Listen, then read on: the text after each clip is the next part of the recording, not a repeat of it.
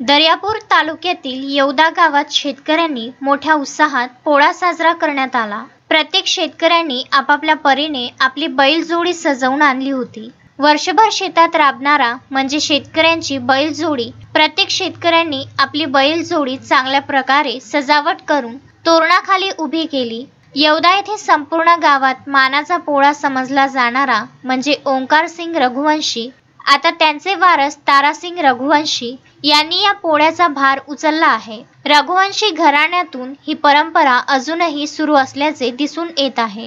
गावात वार्ड क्रमांक 3 रामनगर मध्ये हा पोळा मोठ्या उत्सवात भरला जातो। परिसरातील वयोवृद्ध नागरिक या पोळ्याला जास्त मान देत असल्याचे समजते।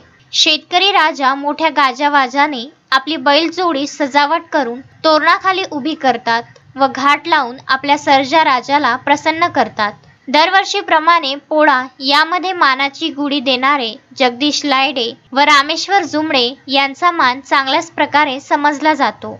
यांनी गुढी दिल्याशिवाय एकही शेतकरी आपली बैलजोडी घराकडे नेत नाही।